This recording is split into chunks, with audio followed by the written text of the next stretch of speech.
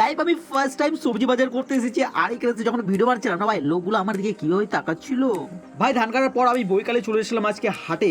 আমাদের এখানে একটা হাট লাগে, যেটা হচ্ছে শনিবারে হাট। তো ঢুকতে আমার একটা বন্ধুর সাথে দেখা হয়, যে খাচ্ছিল ভাই মদন কটকটি। তোমরা কি বলো কমেন্টে জানাবে। তো আমার বন্ধুকে আমি খাইয়ে দিচ্ছিলাম এবং উল্টে আমার বন্ধু আমাকে খাইয়ে দিচ্ছিল ভাই।